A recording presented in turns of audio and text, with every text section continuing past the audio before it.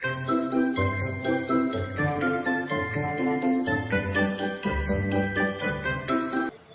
araw po sa inyong lahat. Magluluto po tayo ngayon ng kinamatisang manok na may dahon ng petsa. Yan po ang ating mga sangkap.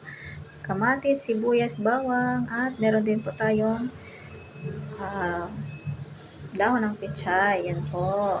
At hindi mawawalan, yan po ang ating chicken or manok. Yan, mag-umpisa na po tayo magluto. So mag-isa po muna tayo ng sibuyas or onion. So, naman po natin ay ang bawang. Pag medyo okay na po, yan na. Isa naman po natin ang kamatis. Yan, haluin lang natin.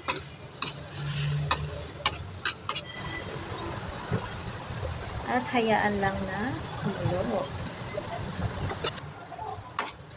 Haluin ulit. Nang dahan-dahan.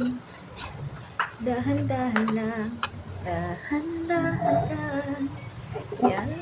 At inayos ko po ang pwesto ng kawali. Ilagay na po natin yung ating chicken. Hello po sa inyong lahat. Mega love shout out po. Ayan. Haluin din po natin ng dahan-dahan mga friendship. Magandang araw po sa inyong lahat kung saan nakumangkaya ng mundo ngayon. Shout out po sa lahat ng mga manonood ko palagi.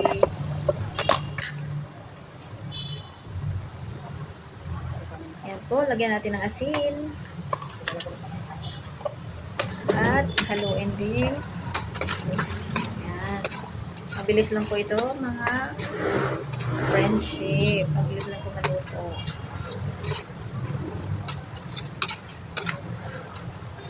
Yan. Ang ganda ng kulay ng ating chicken with tomato pa lang po.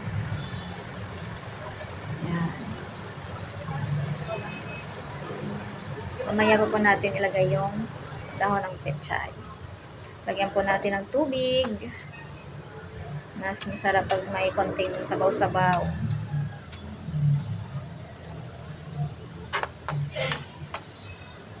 At hayaan lang natin na kumulo saglit. Lagyan natin ng dagdag pampalasa at syempre hindi mawawala yan yung pampaanghang sa ating niluluto. Siling espada or siling green. Yan na po. Wow. Naamoy ko na ang bango ng ating niluluto, mga friendship.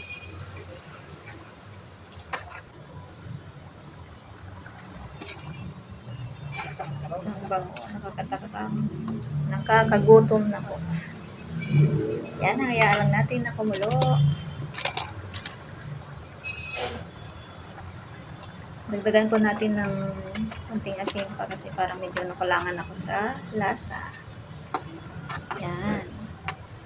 Sunod naman ay ilagay natin yung stem ng pechay. Yan po. Kasi hindi po sila pwedeng pagsabayin ng dahon kasi mas mabilis lang po maluto yung dahon. Yan, pakuluan lang din po saglit.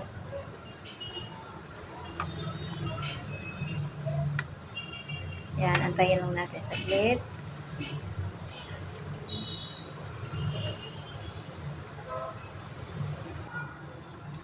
Ang awiting ito'y para sa'yo at kung maubos ang tinig di magsisisi dahil iyong narinig mula sa labi ko.